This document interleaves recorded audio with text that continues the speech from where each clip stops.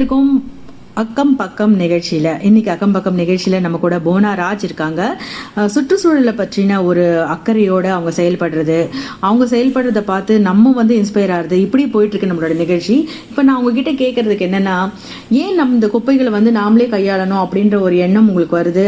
அதை நீங்க சொன்னீங்கன்னா நாங்களும் தெரிஞ்சுக்கலாம்னு நினைக்கிறோம். ஏன் டம்ப் யார்டுக்கு போட்டுமே அது இந்த குப்பை கிடங்குக்கு போனா என்ன ஆக போகுது? அவங்க அதை மேனேஜ் பண்ணிப்பாங்க இல்லையா? இதை நம்ம ஏன் செய்யணும்?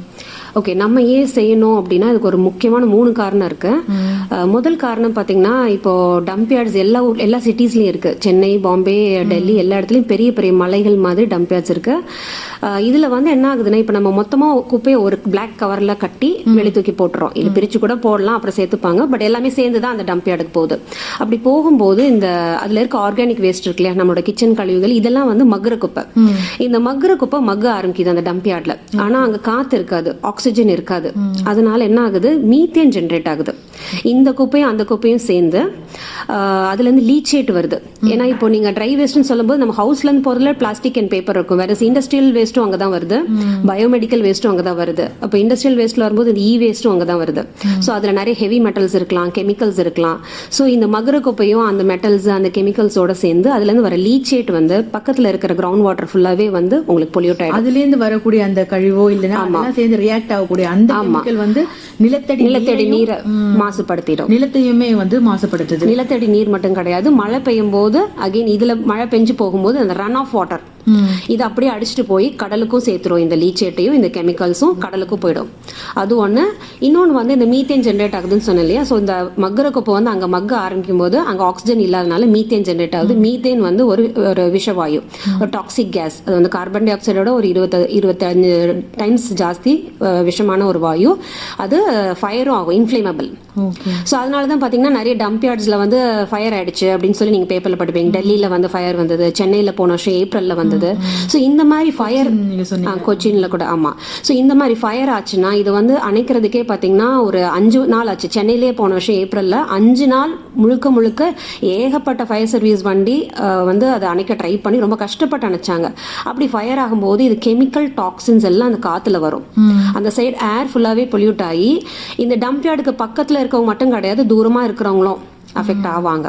இன்னொன்று கிரீன் ஹவுஸ் கேஸஸ், அதாவது மீத்தேன் ஜென்ரேட் ஆனால கிளைமேட் சேஞ்சுக்கு இதுவே ஒரு பெரிய காரணமா இருக்கு.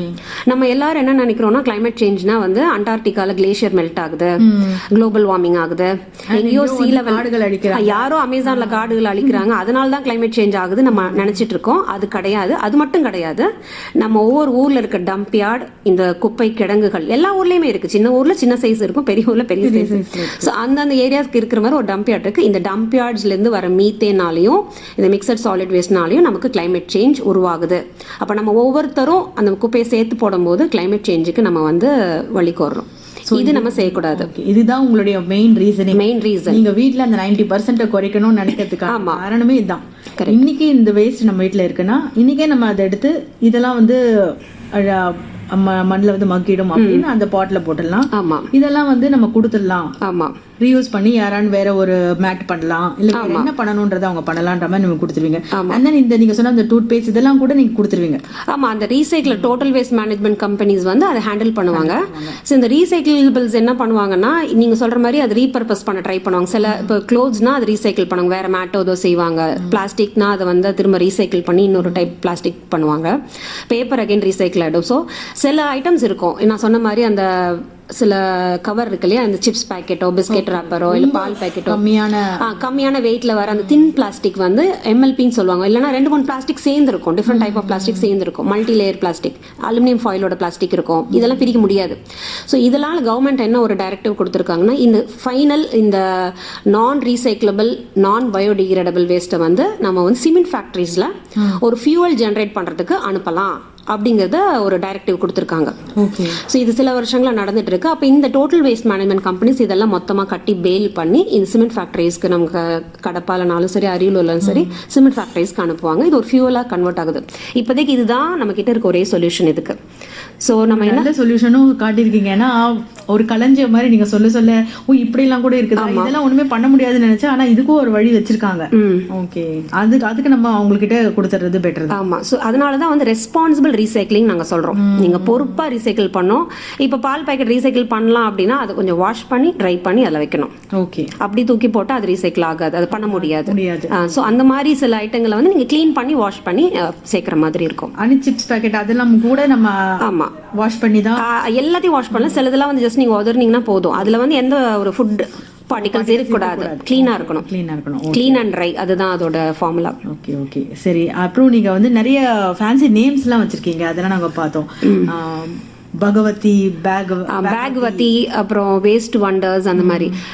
பேக்வதினா வந்து நம்ம வீட்டில் நிறைய பேக்ஸ் இருக்கும். ஒரு வீட்டில் நீங்கள் போய் பேக் வைக்கிற இடத்த பார்த்தீங்கன்னா உங்களுக்கு அந்த ஒரு கல்யாண வீட்டுக்கு போனீங்கன்னா தாம்பூல பேக்கு, அப்புறம் ஷாப்பிங் பண்ணிட்டு வந்தீங்கன்னா அவங்க கிஃப்ட் கொடுக்குறாங்க, எல்லாம் ஃப்ரீயாக கொடுக்குறாங்க. நம்ம அந்த பேக்கை வாங்கிட்டு வந்துடும்.